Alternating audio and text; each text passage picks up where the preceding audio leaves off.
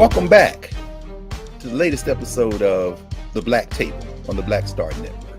I'm your host, Greg Carr, and every week we take deeper dives into topics and subjects of particular importance to Black communities, global Black communities, in fact. And today, there's no more appropriate way to label the conversation we're about to have today than a global conversation about Blackness, about modernity, about the birth of the modern world. And the brother that we have invited, who has graciously accepted our invitation to come to the Black Table, is none other than Howard French. Professor French has been a professor at Columbia University Graduate School of Journalism since 2008. He began his teaching career at the University of Abidjan in Cote d'Ivoire in the early 1980s. And many of you probably know his work as a journalist. Had a long career as a journalist writing about Africa for the Washington Post, Africa News, The Economist, other publications. I came in contact with his work, when he was writing for the New York Times. He was a foreign correspondent and senior writer. He's reported from all over the world: Central America, the Caribbean, Africa, West and Central Africa, China, Japan. He's been twice nominated for the Pulitzer Prize.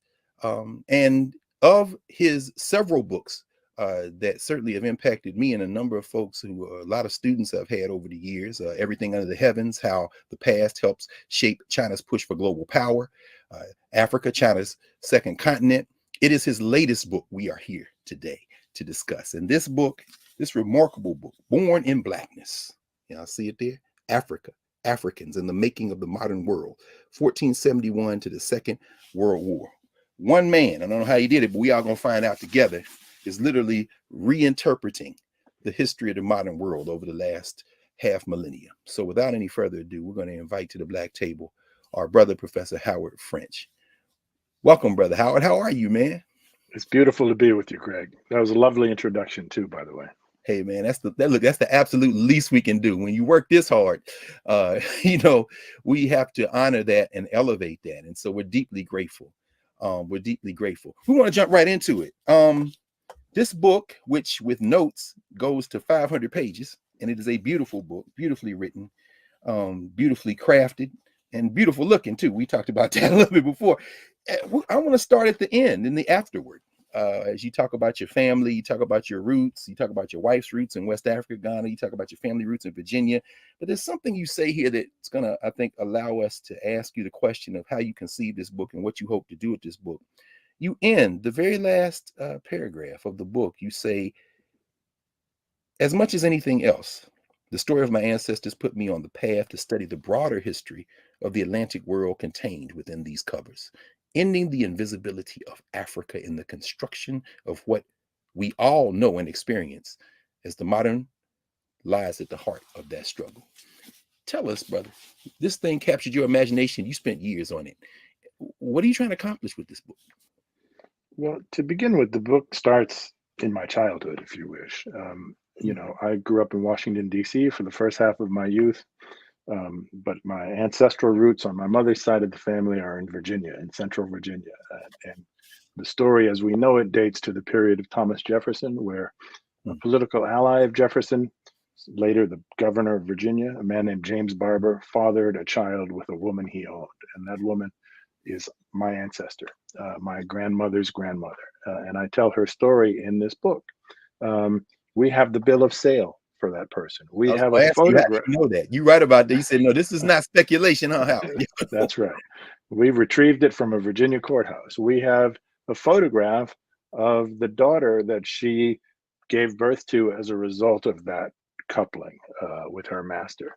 And so this has been part of my family's education or my family education and conversation since childhood. We spent summers as I was growing up on that land, leaving the city to come to the Virginia heartland and return to our roots in that sense. And then, you mentioned my wife, and this is the other big part of the story. I married a woman whose family is from Ghana, and specifically from a part of Ghana in the west of that country that has played an incredibly important but unrecognized role in the birth of modernity.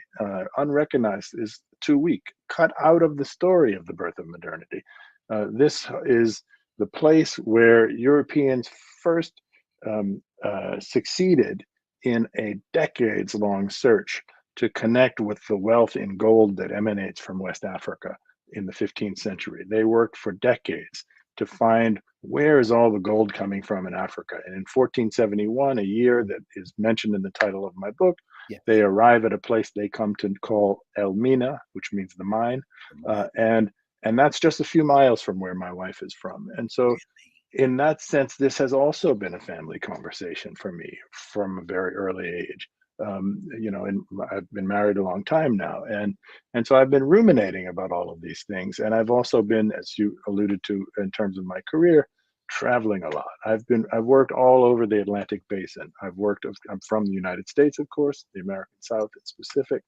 I've worked in the Caribbean, Central America, Northern South America, meaning Colombia, Venezuela, etc., West and Central Africa, and I have never lived in Europe, but I speak European languages, several of them. And we all are steeped in European history, whether we like it or not. This is part of the standard way we are brought up, right? And so this was the stew out of which came this book, trying to make sense of where we, not just me, there is a bit of biography here. It's a small piece, it's a small note or set of notes in the book, but where we all came from. And that means the white people too.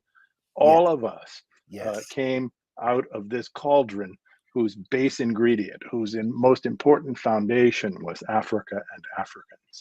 But you start, it's fascinating how, because of course, and as folks who get this book and read it, and hoping everybody listening to us will do that, of course, and share. You traveled to many of these places that you write about, and in many of the chapters you open with your passage there. And when you said Europeans, I think, we typically think of Europeans, Africans, Asians. Those labels kind of become proxies for how we think we reduce dissimilarities between people. And as you talked about Ghana and your wife growing up right there, I think about the fact that, of course, Ghana has this robust trade, a robust tourism industry. And so many of us who want to connect with our roots, I've been to Ghana, and I know, and maybe many of the tourists don't know when they get there, but learn that Cape Coast and Elmina are two different enterprises. And what you do in this book beautifully, it seems to me, we'll talk more about this, of course, as we get deeper into the conversation, you disaggregate Europe. I think about Cedric Robinson in his book, Black Marxism, where he opens one of the chapters and says, for all intents and purposes in the 15th century, Portugal is a metaphor. And I'm like, that always stuck with me. But when you say Elmina, when you go through, it's almost like a relay race. You have the Portuguese, then you have the Dutch, and then the Portuguese get chased, and they're going down, and then the English come in and take the thing from them, and they set up, is it Cape Coast as a kind of competing? They don't want to deal with the Elmina traffic.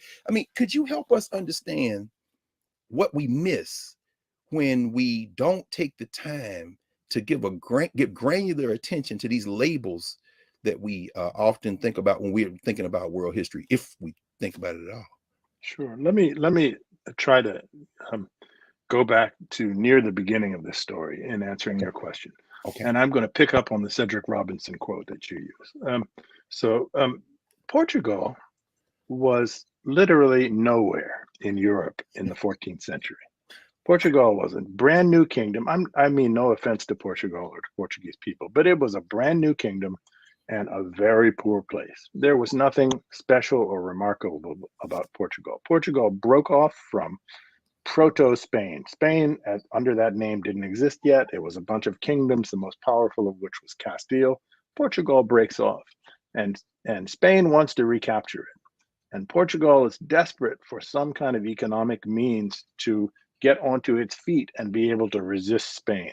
But because Portugal has no face onto the Mediterranean Sea, which is the traditional sort of highway of trade for Southern Europe, right, toward the east, Portugal says, we need to find another source of commerce. And Portugal becomes obsessed in a way that is totally cut out of the story of the birth of modernity with Africa. The normal story we are told is that the Europeans were hell-bent on finding a maritime route to Asia.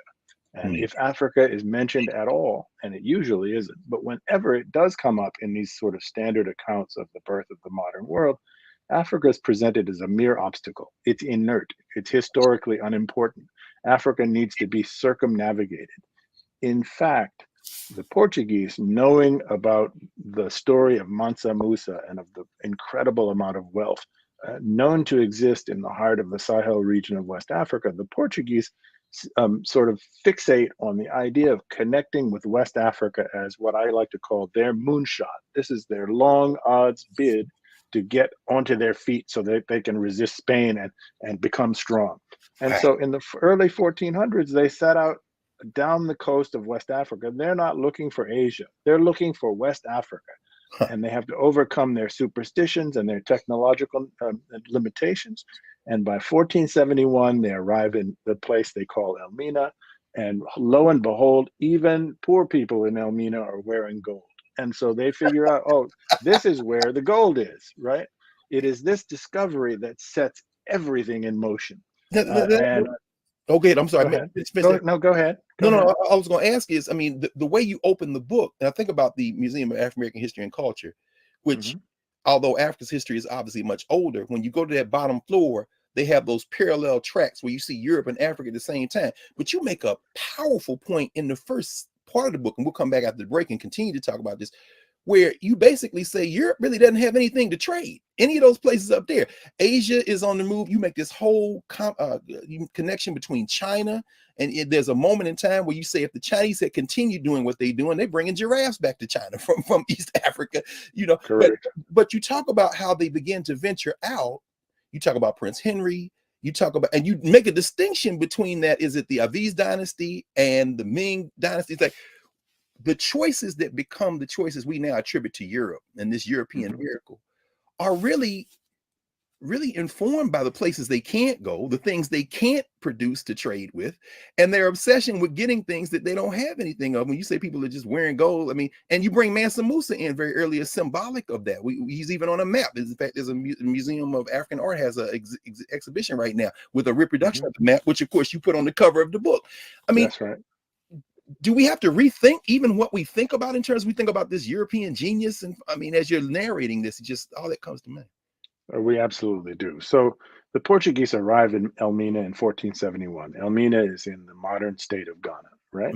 They know there's an incredible amount of gold there, but the Portuguese don't have a rich material culture of their own. All they have to trade is cork, dried fish, and salt. And so the Ghanaians, as we shall call them in this conversation for simplicity's sake, say, sure, we'd be willing to trade with you, but the stuff you have is of no use to us. And so the Portuguese go back to Europe with some other goods that they had acquired along in other parts of the West African coast, pepper and spices and things like that. And they establish for the first time trade circuits within Europe that are totally left out of the story of modernity. The Portuguese go trading these goods to Germany and to the Low Countries in order to get goods from those places in Europe that the Africans will be interested in. And then they come back, the long sea voyage back to Elmina, and they establish this trade in gold with Elmina. And Elmina then, this commerce in gold, in which Christopher Columbus participated 2 decades before he ever sailed across the Atlantic. Man and boy, I sailed the Guinea coast, as he wrote. That's right. That's right. Vasco da Gama, the man who discovered, as they say, the route to India. All of these famous voyagers, they are working for the Portuguese in this era to pilot ships in the trade with Ghana. And this trade is so important that a number of very important, sort of historically speaking, central things begin to happen. First of all, Portugal, poor and weak, gets 25-30% of its crown revenue in that first decade solely from trade with Elmina. This is how Portugal is established as a secure and prosperous nation. It starts in Ghana, with the gold in Ghana. Spain goes crazy with envy. Their whole project had been to reabsorb Portugal. They send a fleet to the coast of West Africa to try to capture this trade and to defeat the Portuguese. The Portuguese had intelligence about this, and therefore, even though they were far outnumbered, they ambushed the Spanish and were able to scare them off. And so the Portuguese then build this giant fort on the coast of West Africa, the very first European fortified construction anywhere in the tropics. In 1482. This is the slave trading center, as it is known today, that's near Cape Coast. In Oh, fact, even as most Ghanaians don't know, this is not really about slavery at all yet. This no, is about a trade in gold. that's right. Well, The let me interrupt you. one Oh, last go thing, ahead and Greg. make that last point, and then we're gonna come back after the break. I don't want to break your Okay, momentum, though. Yes, no please. problem. So the Spanish, so the envy is such an important part of this story from Yes, beginning to end, meaning all the way to the Second World War. So yes, the Spanish, crazy about the success of the Portuguese, say, we better start funding we couldn't beat the Portuguese in West Africa. We better start funding voyages of exploration of our own. Christopher Columbus had already tried to get the Spanish to finance a bid to cross the Atlantic. They had laughed at him. hmm, Now, knowing that the Portuguese had such success in West Africa, the Spanish said, let's give some money to Columbus and see what he can come up with. If there's so much gold in the tropics, let's let Columbus see if he can get some gold for us. This is the start of it all. It's wow, not, let's sail to the Indies, let's sail to China, let's do this or that. It's all about the prosperity that stemmed from connecting with West Africa. excellent. This is a good place. This is a good place for us, Paul. Thank you, Prof. That really does lay the foundation. We are going to take a break, and when we come back, we are going to continue with Howard French, his book Born in Blackness. What we've just heard is basically covers much of the first part of a 5-part book, of a book of nearly 500 pages, which lays this out in great detail. So back in a moment at the Black Table.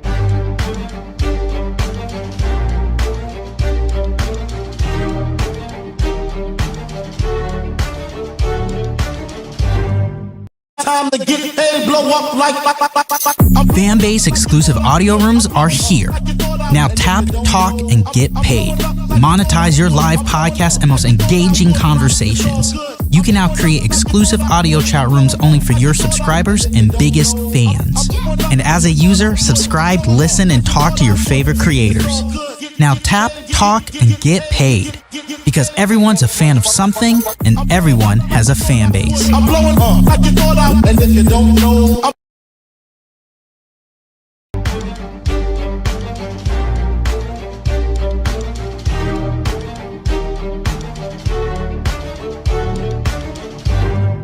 We're back. The Black Table. Greg Carr, joined today by Professor Howard W. French, Columbia University, journalist, scholar, and we're talking about his latest book, Born in Blackness. When we left, Prof, you were leading us right to the lip of the gold rush that opened up Europe, that created Europe in many ways. And around chapters 5 and 6 of part 1, you talk about these accounts and how they began to come out of Europe. And when you're talking about the attitude toward Black folk, you're very careful also to talk about the Black folk who they encounter, these Portuguese. I mean, ultimately it'll be the Asantes and others, but you also help us rethink what we know, and for most of us perhaps introduce what we didn't know about who those Africans are who encountered the Portuguese. Could you talk about that a little bit in terms of the folk who are there that the Portuguese encountered? Sure. So early in the 15th century, meaning in the 1420s and 30s, as the Portuguese begin this moonshot, as I've described it, desperate to discover the source of gold in West Africa, they set sail down the coast of West Africa. They first arrive at what is present-day Mauritania, then Senegal, and then or further and further on and on. Right. In the beginning, the Portuguese are not finding gold. This is what they're looking for. And because Portugal is such a weak kingdom, they need to figure out some financial means to sustain these efforts. This is all being done under the aegis of the man whose name you mentioned earlier, Henry the Navigator, who was a crown prince of Portugal. So the first thing that they settle upon is to acquire human beings for sale into Europe. This is before the discovery of the New World, right? And so they start capturing through coastal raids, small numbers initially, small numbers of sort of isolated people who they surprise wandering along the near coast, right? In ambushes, and the Portuguese discover in taking these people back to Europe, specifically to Lisbon and to Seville in Spain, they could sell human beings for a huge profit. And this is because Portugal and that part of Europe are just emerging from the Black Death, the period of the plague in which more than a third of the population had died. And so manpower is in desperately short supply. And so they're capturing these poor individuals, and they're focusing on areas of the coast that are not heavily defended. And that's because European technology was not, in fact, much superior, if at all superior, to West African technology. The one thing the Europeans had that the West Africans did not have is tall-masted sea vessels. Otherwise, the military means of the Europeans and the West Africans was in rough parity. And so they're looking for places that are undefended, where there are not strong kingdoms, to capture people. Eventually, add to folks who are listening, you do make the point, however, that it wasn't that there wasn't an African capacity to even develop maritime technology. You do linger for a moment on the myth, maybe some people have talked about, or perhaps myth, you say, well, we don't know, about the expeditions in Mali that they tried to do some ship, and perhaps they took gold and tried to get into the ocean, into the Atlantic Ocean. Oh, I believe firmly in that in the early 1300s, and so this is almost 200 years before Columbus, West Africans in the Kingdom of Mali had a vision of the world being round, and out of geopolitical strategy, they conceived of a bid to cross the ocean to discover what lands lay on the far side of what we call the Atlantic, in order to establish a trade in their gold. They were the gold superpower, and they were trying to cut out the middlemen of North Africa, who were taking a big cut of their profit in trade in gold with Europe, and say, let's discover some other lands. We figured out the world is round, let's cross the ocean. They did not have tall-masted ships, but they had sophisticated understandings of the ocean and of its currents and things like that. I don't think we have any evidence that necessarily that they arrived in the Americas, nor that they didn't arrive in the Americas. It's simply an unknown. But the idea of this conception of theirs, and of two bids, in fact, to try to cross the ocean, is pretty well established. We have very good reason to believe in this. That's interesting. The Guyanese scholars we both know, Ivan Van Sertima, in his book "They Came Before Columbus," kind of takes that conjecture and tries to extend it. And of course, I guess it's kind of interesting because, as you were talking before we came on, your previous publisher, Random House, actually published that book, and the acquisitions editor was Toni Morrison, who you start with a quote at the beginning. It's just there you go. But I didn't mean to interrupt you. In chapters 9 and 10, man, that chapter, Wealth and Peoples and Things, because we often hear this, black people sold black people into slavery, but you do an excellent job of helping us understand that if you're West African, for example, I think you use the Akan, for example, then you go to Benin.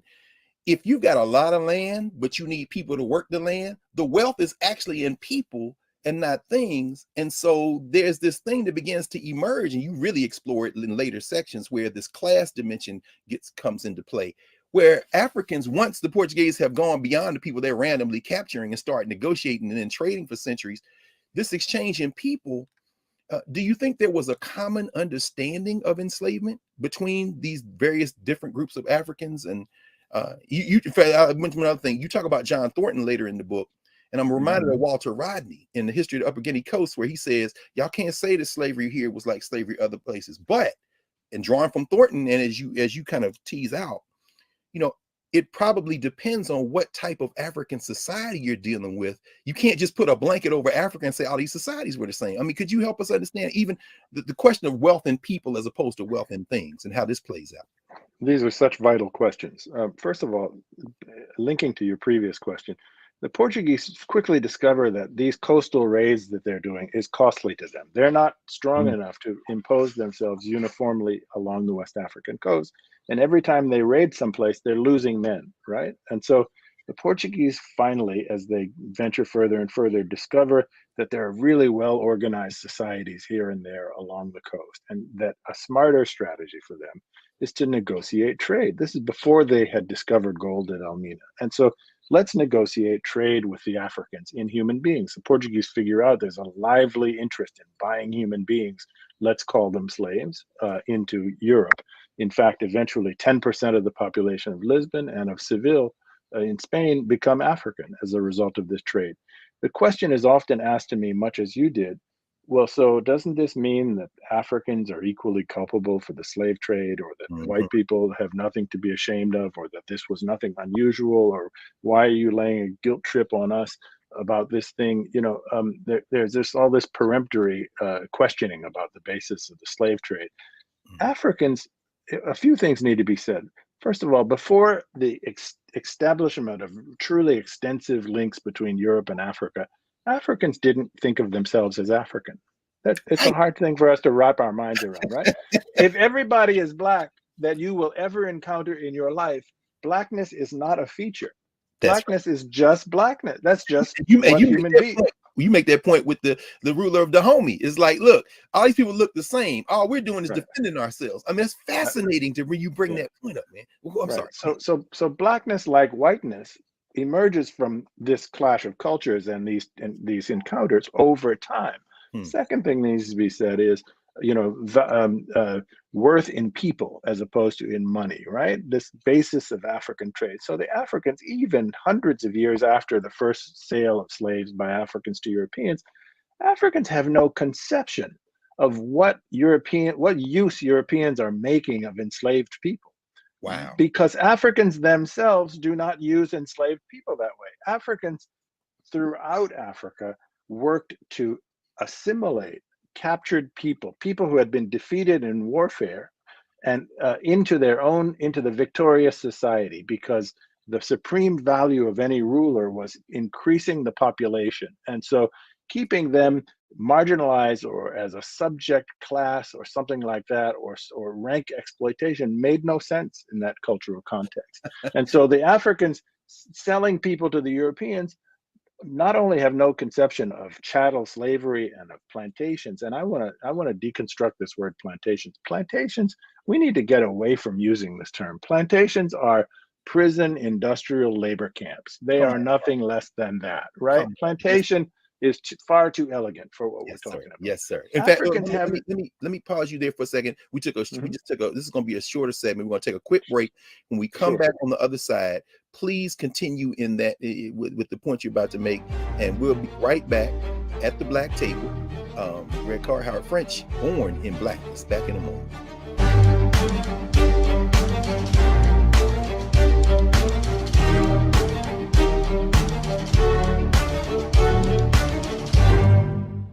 Time to get paid, blow up like Fanbase exclusive audio rooms are here. Now tap, talk, and get paid. Monetize your live podcast and most engaging conversations. You can now create exclusive audio chat rooms only for your subscribers and biggest fans. And as a user, subscribe, listen, and talk to your favorite creators. Now tap, talk, and get paid. Because everyone's a fan of something, and everyone has a fan base. I'm blowing up like you thought out, and if you don't know,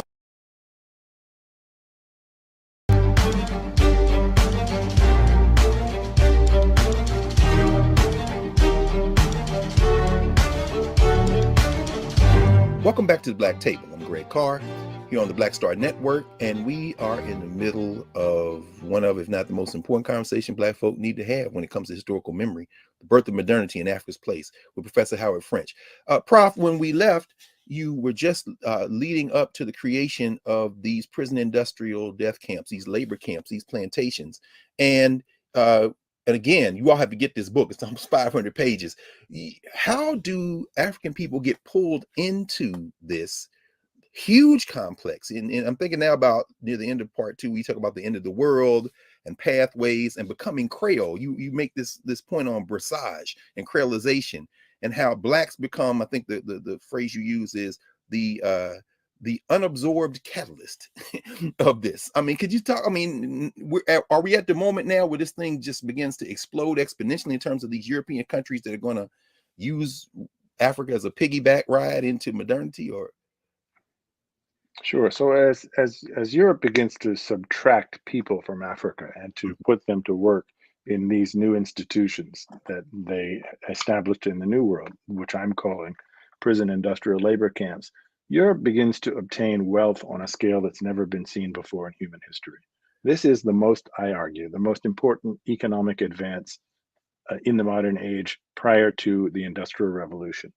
This industrial labor camp model produces far more wealth than the Spanish acquired. So the most famous stories we have of European wealth acquisition in the early modern age is the Spanish conquistadors going here and there in South America and Mexico and defeating vast empires and then carting off huge amounts of gold and silver in their galleons, right?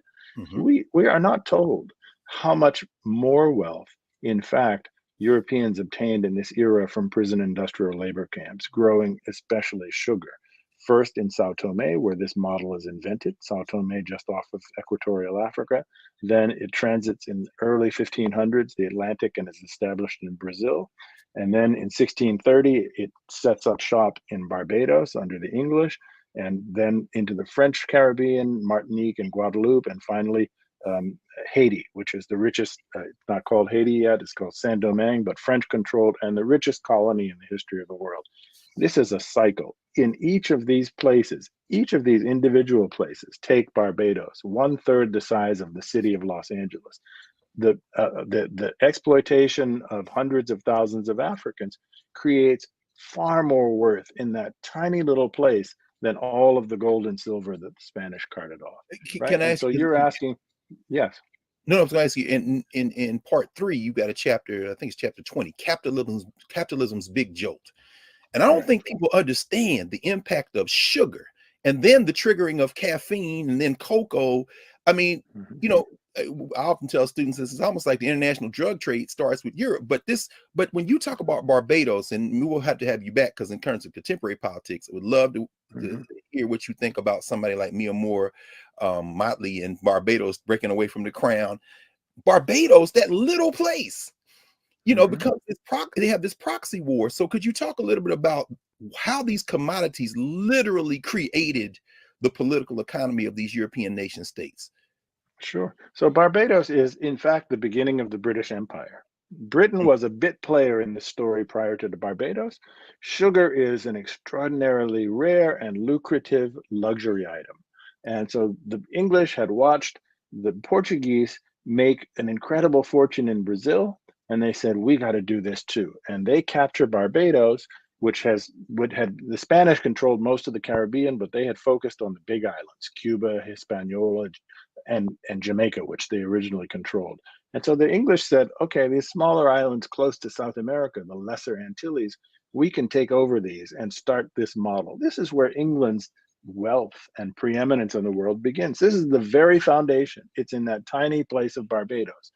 And it begins with sugar and the extraordinary profits that are made from sugar.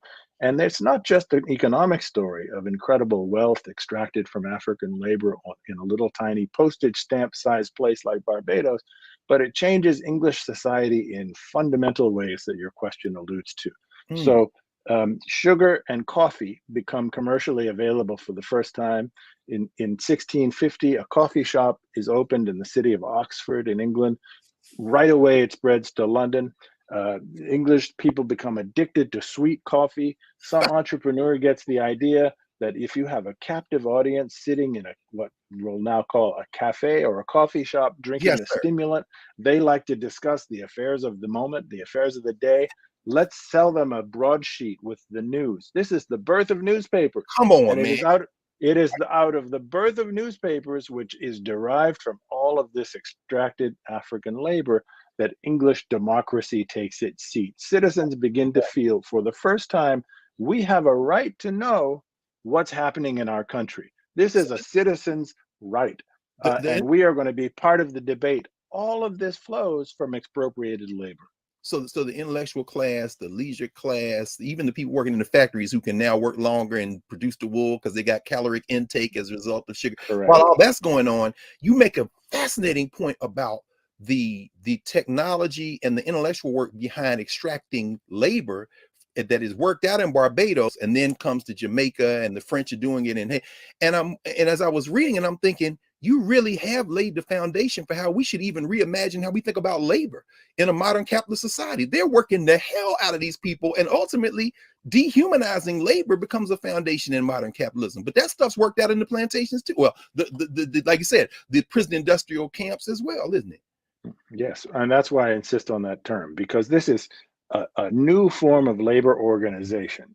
first of all, chattel is new. In other words, the reduction of human beings on the basis of race to the state of bestiality, that's new.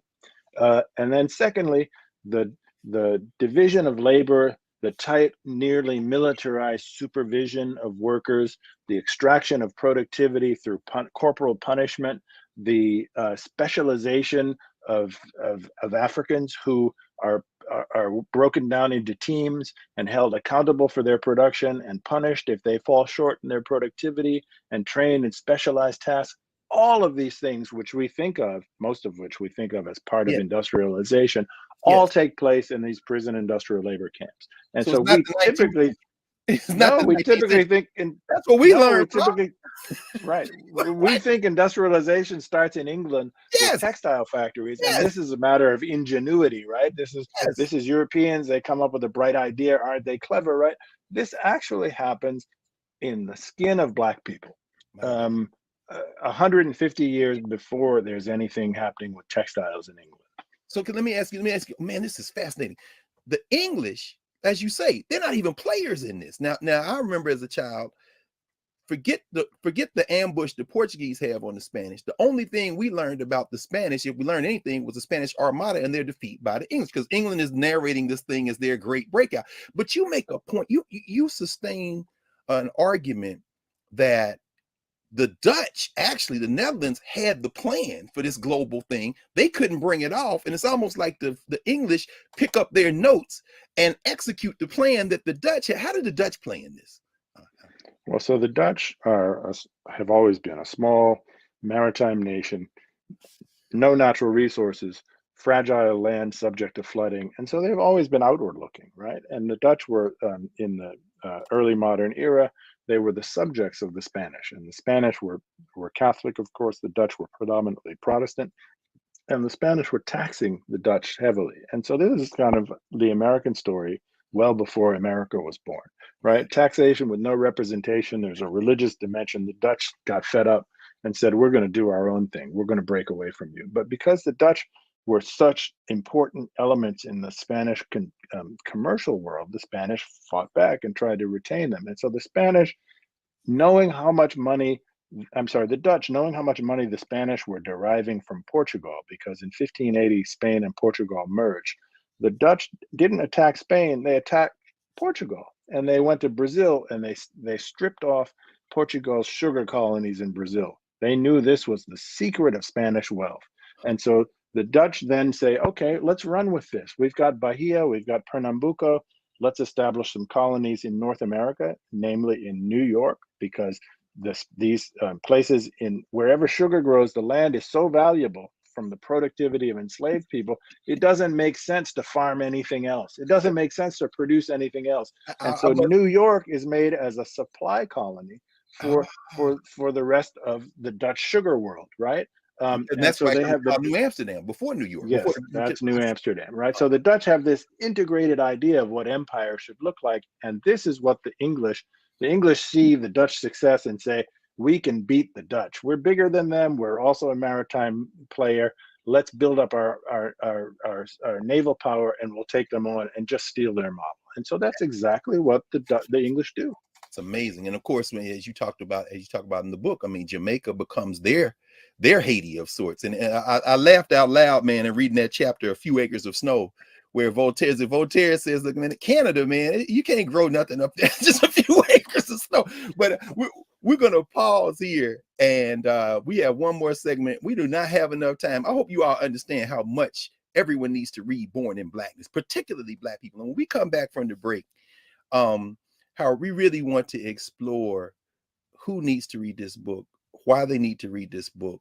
And as we're listening to you, you also narrate the story of Black resistance, which is so remarkable. So when we come back after the break, we're going to continue our conversation with Howard French, Born in Blackness. The Black Table, Black Star Network, back in a moment.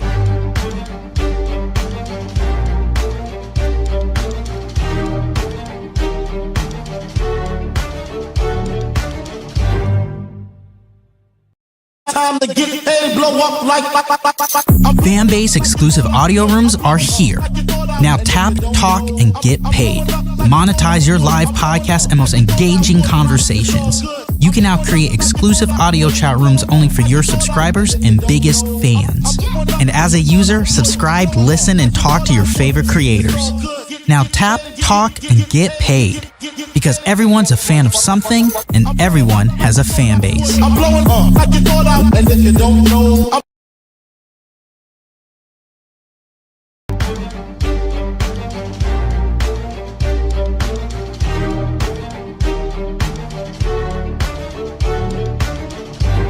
Welcome back to the Black Table. I'm Greg Carr, Black Star Network. We're joined today by Professor Howard W. French.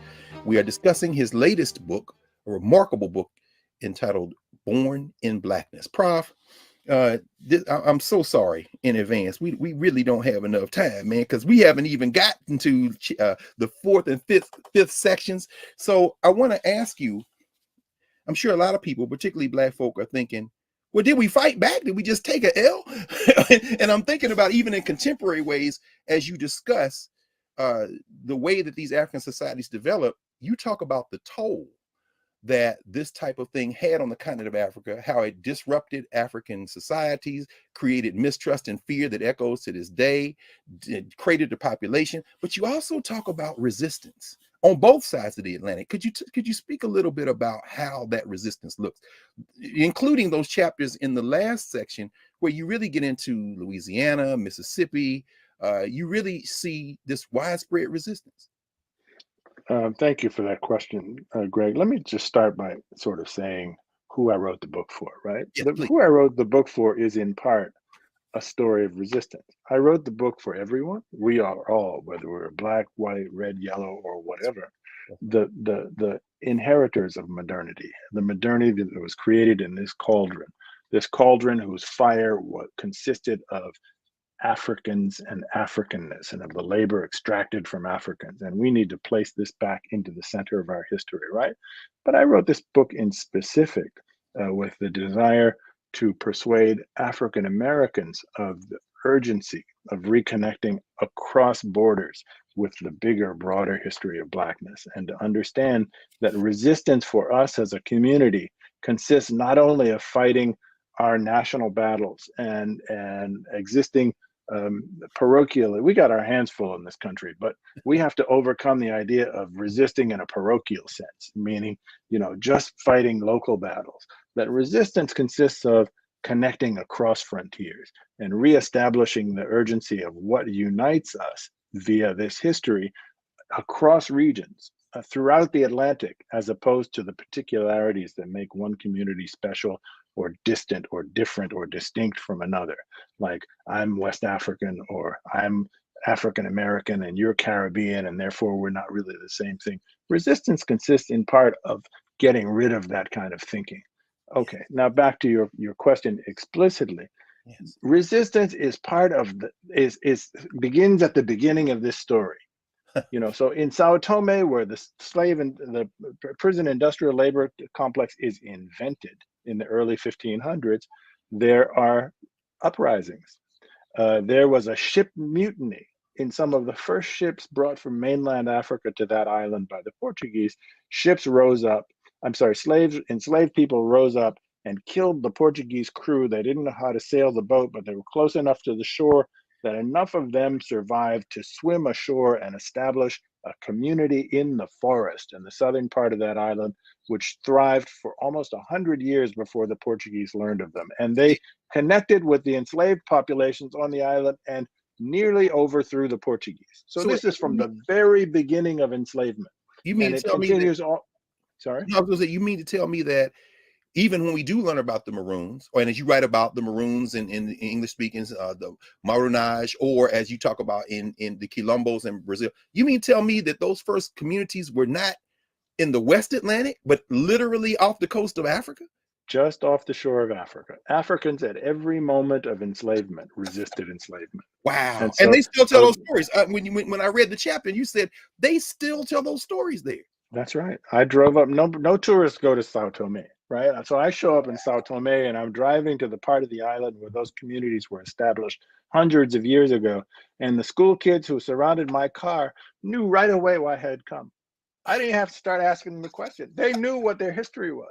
My and God. said, okay, you want to learn about this, right? Sit down with us. We'll tell you. That's And so beautiful. this is a story that continues all the way into the 19th century and the Civil War. You know, we're told most of us are taught the Civil War, militarily speaking, as largely as the affair of white people, right?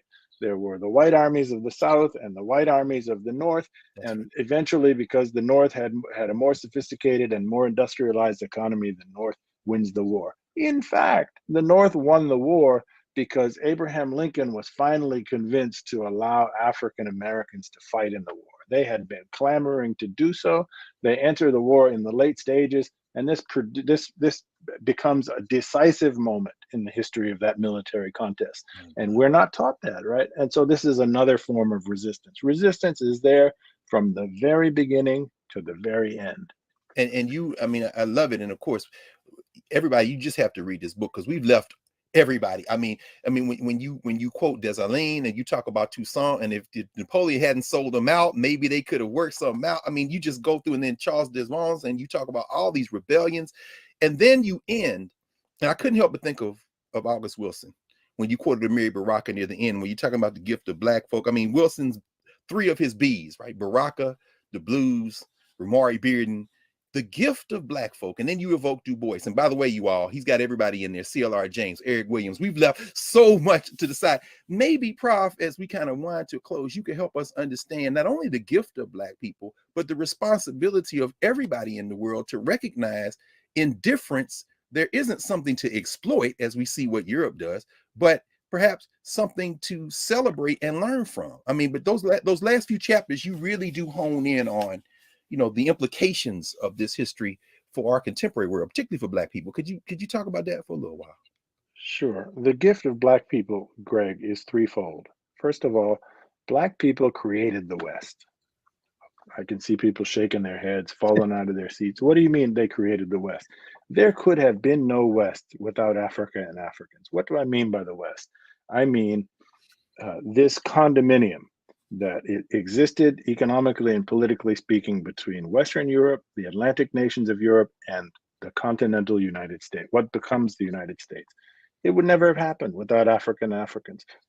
Before the year 1820, 4 times as many people were brought across the Atlantic from Africa than from Europe.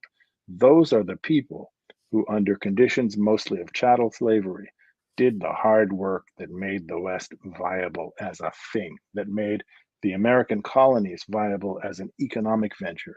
There would have been no West without this input, right? So first gift, the West. Second gift, modernity. It is out of this condominium of the West that the thing that we casually call modernity arises, that Europe and the Americas begin to ascend and separate themselves from previous parts of the world centers of economic wealth in the world, India and China and the Muslim world in the so-called Middle East and whatnot, right? This is where the wealth of the West derives from. Third thing, America. What is it that makes America America? This is a complicated question, but the most predominant piece of the answer to this question is the African American content, the African American input. It is what makes American speech special.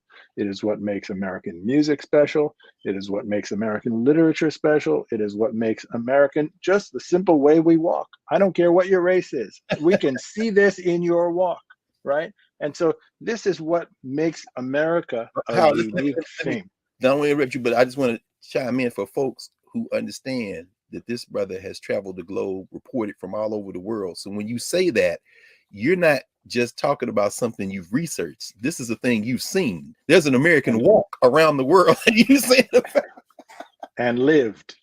Wow. Right. Of course. Yes. I mean, of course, man, right. I can't. So anyway, I didn't mean to interrupt you. Please continue. Please continue. No. So just to recapitulate those things, these are big things, right? What is the gift of black folk? The gift of black folk is modernity, it's the West, and it is the American genius. All of these things come out of this encounter and this black foundation. Right. And so put it back where it belongs, right in the center of our conversation. And we're right at it now. I mean, as these national borders seem to dissolve, at least some of them, and the world shrinks and we face common threats like global warming. I'm thinking about Prime Minister Mia Moore, as I said, at the UN, talking about this. And as these things happen, what can we learn from your work as it relates to African and African American, African Caribbean, African Latin American relations? I think about Ron Walters, the political scientist, our good friend and brother, late Ron Walters, who talks about these relationships and how they have to be strengthened. You talk about the roots of Pan-Africanism in the resistance.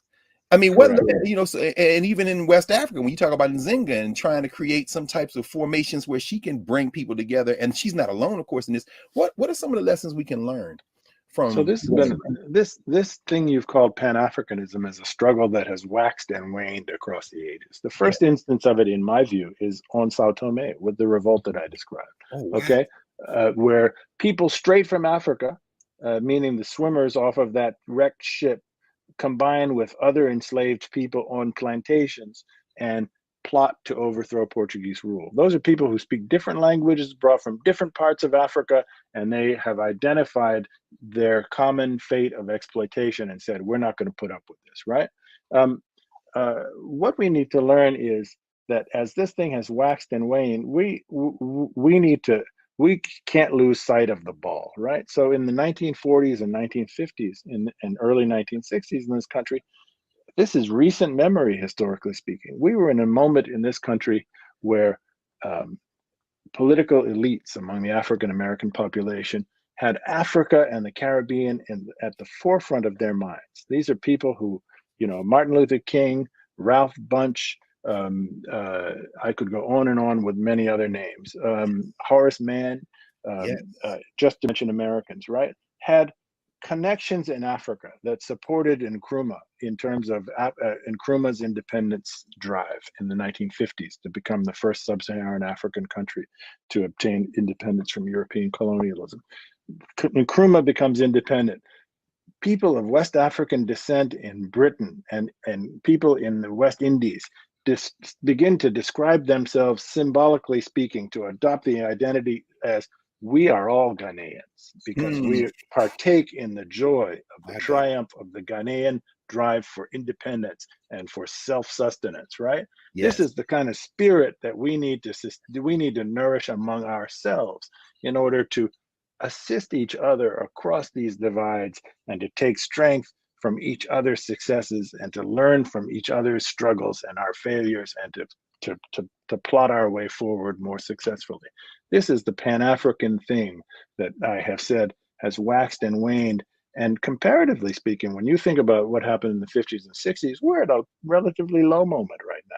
That's Peoples true. are pretty much inwardly turned. Absolutely. What many of our listeners in this particular conversation need to understand right now is this. It's an important thing, right? 10% of the people who are permanent residents or citizens of this country who identify as Black were born in Africa. And that number is growing. That number is growing fast. Yes. Africa is itself growing fast. Yes. Africa is 1.4 billion people today. By 2050, it's going to be over 2 billion people. By the end of this century, it will be between 3 and 5 billion people. That's more than China and India combined. Okay. Check my numbers, Prof. I was reading a recent book. It's called A Scramble for Europe. And the author was making the point that at this time, he's estimating about 40% of those people in Africa are under 15 years old. Does that sound right to you? It's correct. Yeah. That is. Yeah. There's a demographic. What? There's a youth boom in Africa right now. There's a youth boom, and they're sitting on 1.4 billion and growing, and have all these cousins in the diaspora who seem determined to look inward instead of outward. I mean, we only have about a minute left, and I wanted to ask you, even because everybody's talking about the 1619 Project, and for me, it strikes as a little bit overly nationalistic. And you've got a whole section where you talk about these Africans that were with the Spanish and it came with the Portuguese. I'm wondering, how do we break out of these narrow nationalisms that kind of sometimes constrain the kind of thing you're talking about? So I think I have no criticism for the 1619 Project.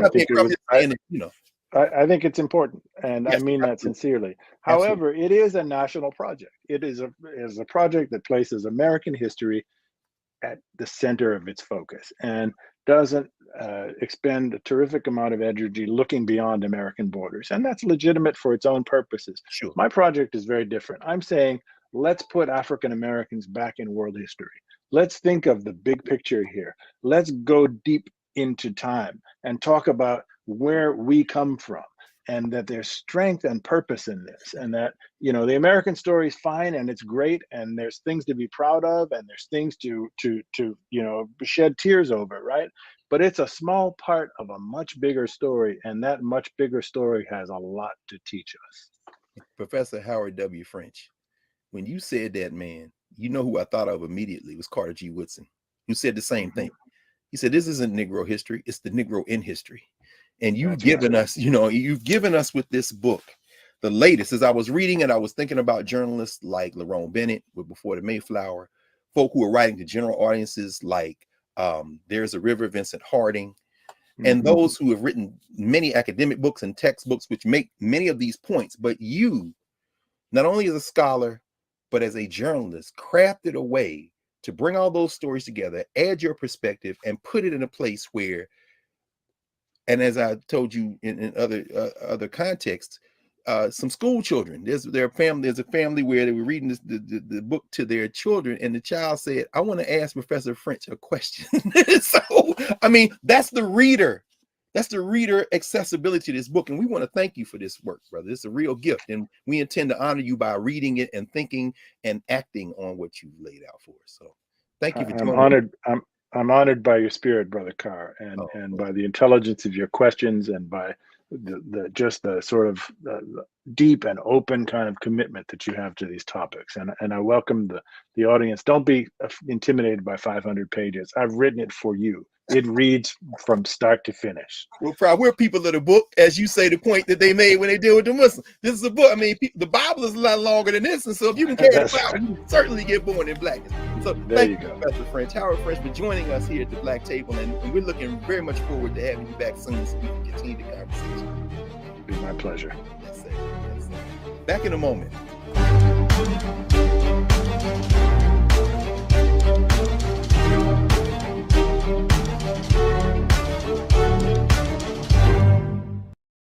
Time to get paid, blow up like. Fanbase exclusive audio rooms are here. Now tap, talk, and get paid. Monetize your live podcast and most engaging conversations. You can now create exclusive audio chat rooms only for your subscribers and biggest fans. And as a user, subscribe, listen, and talk to your favorite creators. Now tap, talk, and get paid. Because everyone's a fan of something, and everyone has a fan base. I'm blowing up like you thought out, and if you don't know.